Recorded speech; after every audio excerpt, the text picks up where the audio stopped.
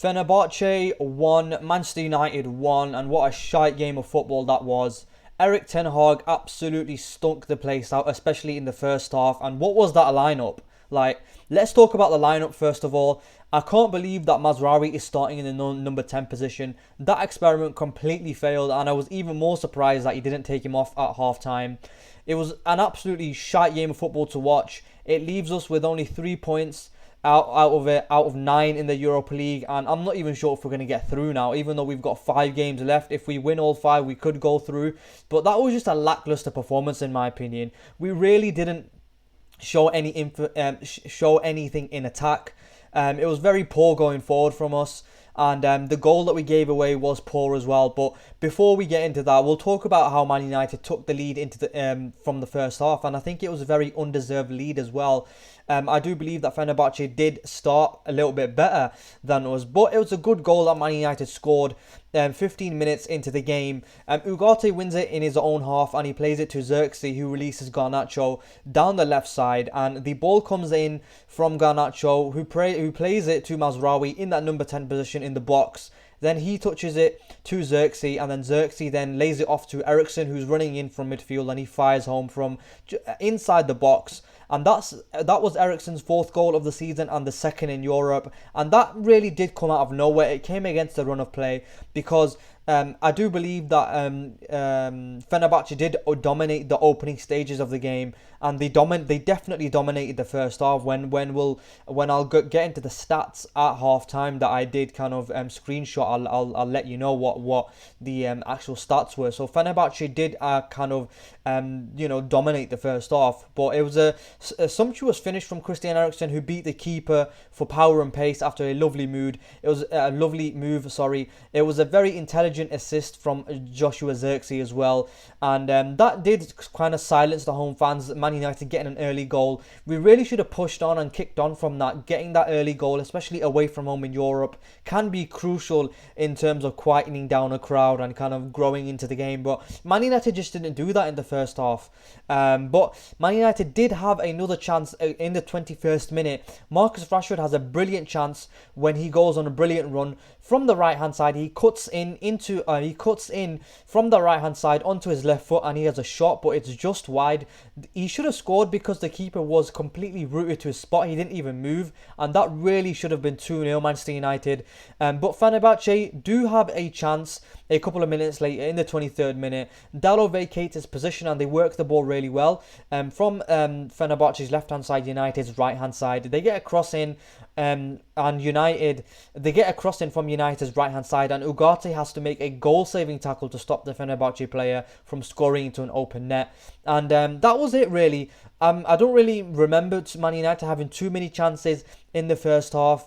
Fenerbahce did kind of dominate the first half when I do, speak about the stats at half time. But before that though, Onana did have to make a brilliant double save in the 38th minute, and it's 2 outstanding reflex saves in double quick time to keep out Yusuf and Nasiri, and Onana is then kind of mobbed by his teammates as well, as the United players are celebrating that double save, and Jose Mourinho is holding his head on the touchline in disbelief. And then, not much really happened. Garnacho was kind of lively down that left side, but he's very wasteful in my opinion. And at the end, I will get into the player ratings or the kind of player reviews that I have for them. But in terms of the first half, it was very awful viewing. I was not happy with the first half of performance whatsoever. Even though we went into halftime with 1-0 up, we really didn't deserve it. I think Fenerbahce could have easily been winning if it wasn't for that double save from Onana and that goal-saving tackle from Ugarte to block that open net. Man United could have been like 2-0 down. Like, apart from the goal that Man United scored, Man United were awful. They only had that one chance that Rashford created for himself, and obviously that Eriksen goal. So I think Rashford should have scored that chance to make it 2-0. But apart from that, I don't really remember Man United being too threatening going forward, and I think it's because Mazraoui did start in the number 10 position, which absolutely completely failed, and Erik ten Hag needs to take some responsibility for that. Even though we only had like three central midfielders that we did take to the trip to Istanbul in Casemiro, Ugarte, and Eriksen, I believe them three should have started, and we should have started with either Christian Eriksen in the number 10 or Joshua Zirkzee in the number 10, and then Hojlund up front. So if I could briefly speak about the starting 11, obviously you've got Onana in net, Dalot, De Ligt, Lindelof, and Martinez, and obviously like I was very surprised with that team that Erik ten Hag decided to go for. Ugarte and Eriksen in the centre of the pitch, Rashford, Mazraoui in the 10, and Garnacho on the left, and Zirkzee up front. So I personally wouldn't have gone for this 11 whatsoever. Really, I wasn't happy with the starting lineup, and you can see from the first half performance that we really were lucky to go into half time 1-0 up. And if I just have a look at the stats at half time, I'll let you know. Man United only had 2 shots. I think that was that Christian Eriksen shot and that Rashford shot as well that I can remember Man United from the first half. And they had 1 on target, and the only 1 on target was the one Man United scored. And that was it really in terms of going forward. But it was a poor display from Manchester United. We only had 39% possession and 82% pass accuracy. And if you compare that to Fenerbahce had 7 shots, 4 on target, 61% possession, and 90% pass accuracy. So Fenerbahce did most definitely have the better half, and they were pressing Man United well, and Fenerbahce did have more chances, and I think their XG was higher as well, if I'm not mistaken. Let me just have a look at the XG for Fenerbahce. Fenerbahce did have more attacking momentum during the first half, but Man United did grow into a little bit in the second half. But I think Man United were incredibly lucky to be going into going into halftime 1-0 up. Fenerbahce definitely did have more attacking momentum and pressure in the first half, and they were unlucky to be going into halftime only 1-0 down. Fenerbahce could have easily been 2-0 up, and if Rashford kind of scores that chance, then Man United are 2-0 up, and so it's a different game. But yeah, so in terms of Man United's first half performance, it was a poor display in possession. I think Rashford and Garnacho were only threats, but Garnacho was incredibly wasteful again. I'm really surprised that he's getting away with 90 minutes again, and Amad is just getting microwave minutes. It's just not on. Mazraoui in the 10 failed in my opinion, and a lot of that is going to be made on Erik ten Hag's tactical failure in terms of putting a right back at in that central attacking midfield position when you've got Christian Eriksen, you've got Joshua Zirkzee as well who can play there as well, and it's just really bad, really poor performance by Man United in the first half. Let me just see who else Man United could have kind of played in the number 10. Oh yeah, of course, Amad Diallo could have played in the number 10 position as well. So you've got 3 players there, Zirkzee, Amad, and Eriksen, that can actually play in the number 10 position, and you decide to go with Mazraoui right back. Like, come on, man! Like, what on earth is Erik ten Hag thinking here? I'm lost for words. I don't know what to say really. But yeah, so in terms of how Man United's play was in the first half, Mazraoui in the 10 failed. He wasn't really in the game. He did play a part in the goal that Eriksen scored, but that was it really. Zirkzee was feeding off scraps and long balls. It was like lumping the ball up to Zirkzee, and is that how we're playing football away from home against Fenerbahce? Like, I know we're in Turkey and in Istanbul, and I know the atmosphere can be kind of on you or whatever, but is that what we're doing now? Like, it's just not on really. Like I said, 2 shots, 1 on target. Absolutely abysmal first half really. Very lucky to be going into halftime 1-0 up. And parking the bus against Fenerbahce is unacceptable. We had less than 40% possession against a Jose Mourinho side, and it's just completely unacceptable in my opinion. You really need to look at these stats at half time. We had a very poor first half. But yeah, so second half kicks off, and it's more of the same really. Onana gets it, and he straight away, it's a long ball to Zirkzee. Awful football again. We're not looking to play the ball on the ground. We're not looking to kind of pass and move. We're not looking for link up play and stuff. And even then, so when we do get into the final third sometimes, like that ball from Garnacho is just so poor. Like I don't understand how Garnacho is kind of coming away with 90 minutes again. Yeah, 47 minutes gone. Ugarte plays an awful pass to Garnacho and it goes out for throw-in as well. Ugarte, like, I'm not really sure. Like, he was on an average game as well. But Fenerbahce do equalise in the 49th minute through Nesiri. Saint Maximin crosses it into Nesiri, and Dalot doesn't close down Saint Maximin, and Marcus Rashford is there as well, and they don't apply enough pressure. The cross comes in, and Nesiri gets between Martinez and Lindelof. It's poor defending from them. It's poor defending from everyone. Very poor goal to give up and concede. But you know, I think Fenerbahce deserved it for how well they played in the first half. And a couple minutes later, Rashford again plays a long ball to Zirkzee, who controls it brilliantly, but no one is there to support him. Zirkzee just feeding off scraps, man. I feel sorry for him. Because the way that Man United are playing, it just doesn't suit technical players like Zirkzee and Amad, and that's why probably Amad has been frozen out, getting junk minutes. Lindelof and Zirkzee then come off in the 55th minute for Hojlund and Casemiro. I think Casemiro had a decent game when he came on. He was neat and tidy on the ball and in possession and did win a couple of tackles.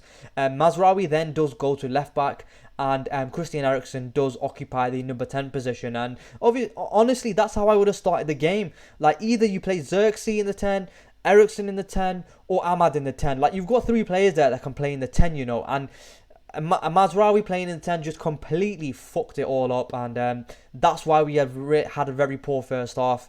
Yeah, a couple of minutes later though, after they come on, Fenerbahce do claim a penalty, and in my opinion, it's very, very soft. There is contact from Ugarte on the Fenerbahce player, but it's never a penalty. The Fenerbahce player kind of goes down very, very easily, and Jose Mourinho is sent off to the stands for his protest. But I have seen some referees give them in the Champions League as well. But if that had been given, it would have been incredibly harsh.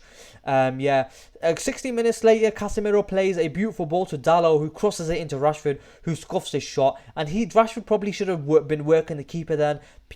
Maybe should have scored. But yeah, Garnacho then wins a free kick, and Eriksen hits it straight into the wall. Mazraoui has a shot from outside the box, but the keeper saves. Eriksen swings in a corner. De Ligt gets his head on it. Keeper tips it over as well. Garnacho skies over the bar. And then Antony comes on, and Antony was absolutely shocking when he came on. He offered absolutely nothing. Antony comes on, and Rashford is off. And I keep saying this again. I don't understand how Garnacho is lasting 90 minutes, man. Garnacho is getting away with murder here.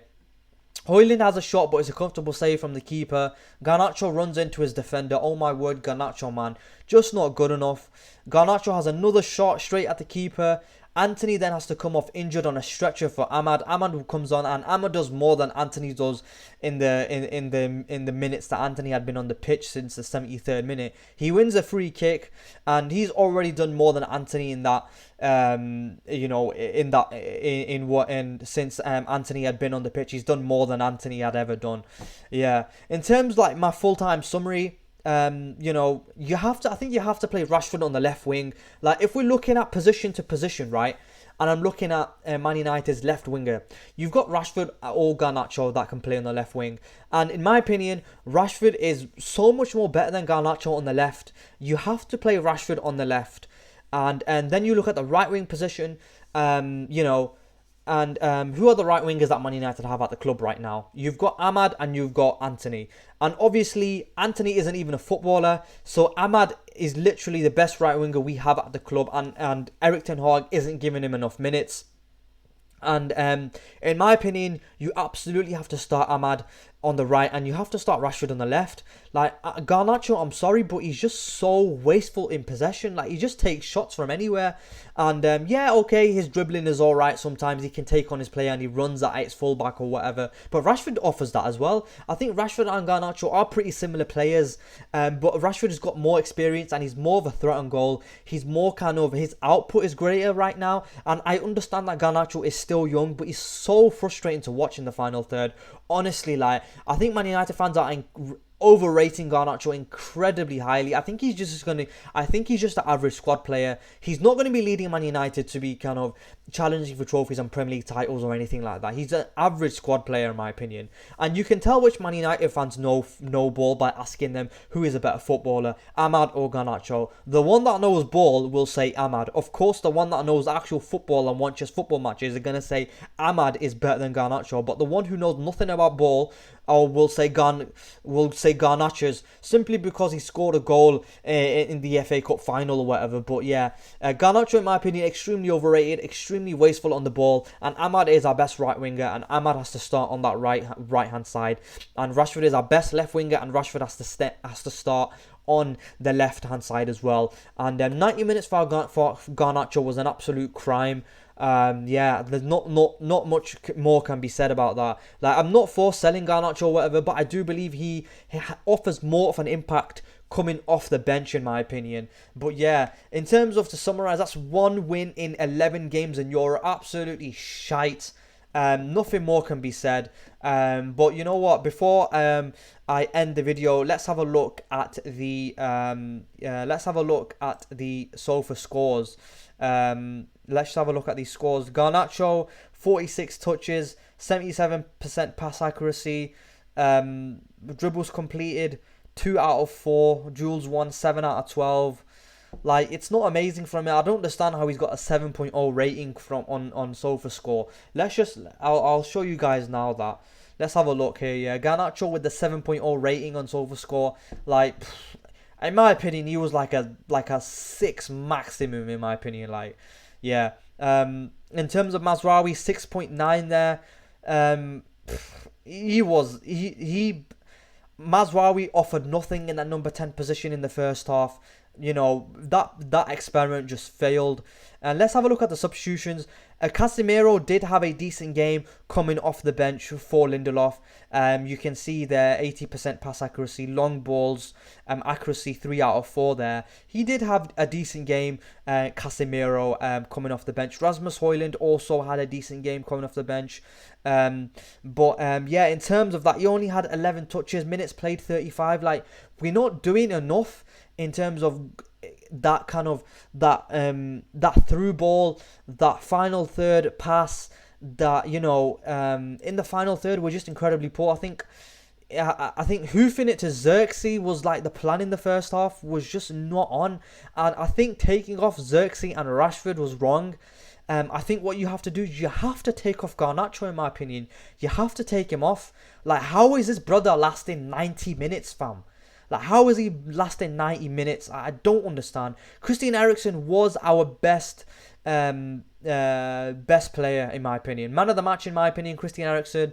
And I think Christian Eriksen so far consistently has been our best player so far this season. Christian Eriksen, I think he's better than Bruno in the 10, and I think he's our best central midfielder as well. So Christian Eriksen, hands down our best kind of best player so far this season. Let's have a look at the average player positions for United there. You see Garnacho all the way out there wide. Like, I think Rashford should be there, man. Rashford should be out wide, isolated. Not isolated, but going 1v1 against his fullback. Like, you've seen over the past years against the likes of Trent and other kind of fullbacks, Rashford loves to be in that kind of that zone between the running at his fullback. And I think Rashford's got more creative output there. But yeah, like, yeah, not much more can be said. I'm incredibly frustrated and incredibly kind of pissed off that we've drawn this game. It was a very bad performance going forward. You know, let's have a look at the attacking momentum there as well. I wonder if I can kind of make this bigger. I can't attack. Wait, what? Yeah, I can't make it bigger.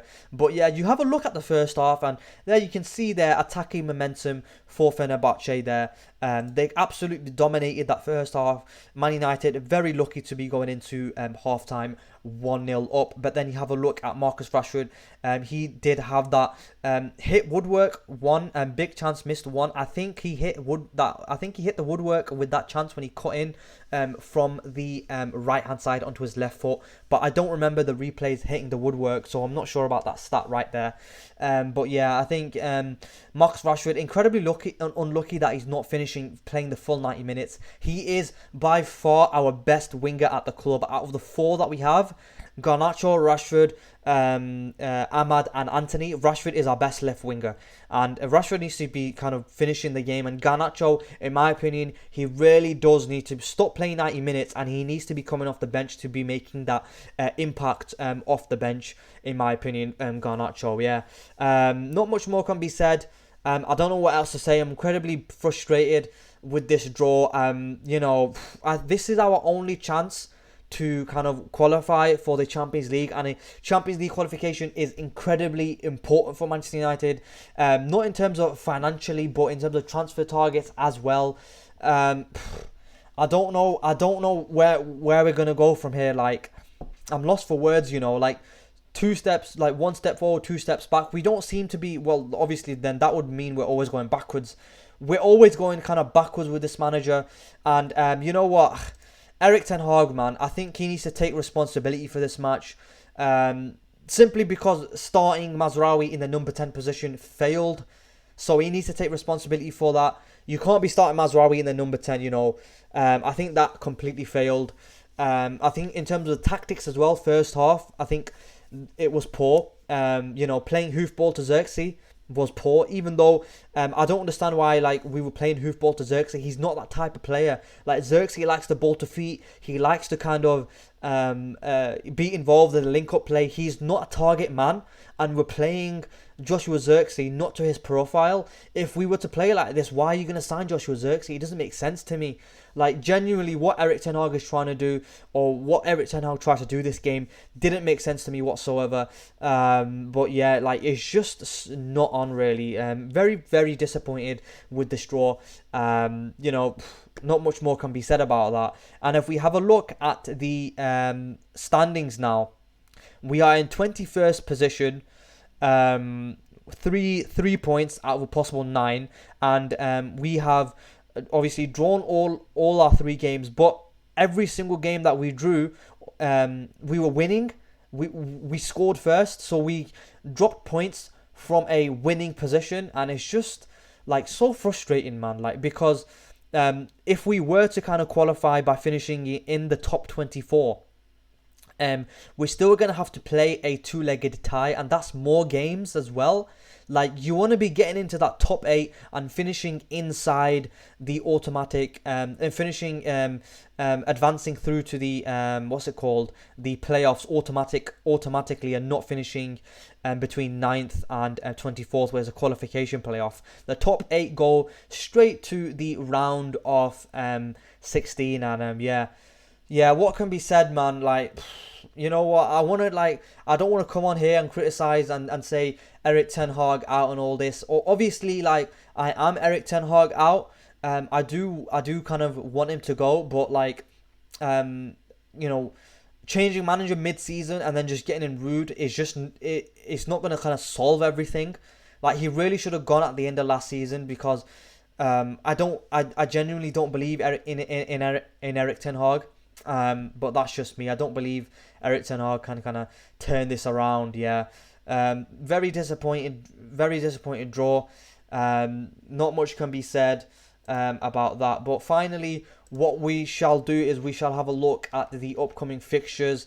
And for me, if Man United had kind of gone on this kind of run after that Brentford win up until the November international break, I think I would have been more confident. Obviously, wins are gonna kind of give you more confidence in the team and in Erik ten Hag as well. But personally, I don't think Erik ten Hag is the right guy to be taking us to Premier League titles. But that's just me, innit? And when his time will come to be sacked, he will be sacked eventually. But let's have a look at the upcoming fixtures. They're the upcoming fixtures right now.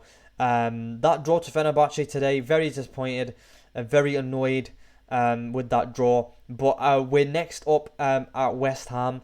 Like I said, in terms of the Premier League, we're not going to be finishing in the top four, in my opinion. We're just not. We're just not going to be finishing in the top four in the Premier League. But like, we have to kind of that game against PAOK at home. You know, that is an absolute kind of must-win game now if Man United are to kind of progress to the knockout rounds, progress to the round of 16s, a round of 16 in the Europa League. We have to win this game. We had to win tonight, to be honest with you. But now there's even more emphasis on that PAOK game. In terms of the other matches, we've got West Ham. We've got West Ham away, which is going to be, we should be winning that game because West Ham are poor, but we'll make hard work of that as well. EFL Cup against Leicester City, you know, we want to be going through the cups. And then Chelsea at home, we need to be winning that as well if we are to have any chance of kind of catching the top four positions. But yeah, have a final look at the league standings in the Europa League. Not good enough. Nowhere near good enough. Like, I don't know what else to say. We had to win this game, and unfortunately, we didn't. So yeah, in terms of my final thoughts, obviously man of the match for me is going to be Erik ten Hag. Man of the match, Erik ten Hag. Sorry, man of the match, Erik ten Hag. Fucking a Wally of the week, Erik ten Hag. But man of the match is going to have to be Christian Eriksen. Like I mentioned before, Eriksen has been our best and most consistent player so far this season with, I think it's, how many goals has he got? I think he's got 4 goals and 2 in Europe. Yeah, he's got 4 goals so far this season. 4 goals so far this season. 2 in Europe, I think 2 in the League Cup against Barnsley it was. But yeah, Eriksen's been our most consistent and best player so far this season for us. Yeah, 1 win in 11 games in Europe is absolutely fucking shite. Like, that is a sackable offence in itself. And yeah, obviously, there's not much more can be said in it. Erik ten Hag out, obviously, but I'm Erik ten Hag out, but I'm not like, say, sack him and then get rude in it. Like, you know what I mean? We need to be putting in some kind of plans in place with regards to how we're going to be moving forward without Erik ten Hag in the future. Yeah, like personally, like I've mentioned in my previous videos, he would have been gone after the FA Cup final win against Manchester City last season. But anyway, I've been ranting on and rambling on for half an hour now. That's it from me. If you enjoyed this review, leave a like, comment, and subscribe, and I'll catch you in the next one.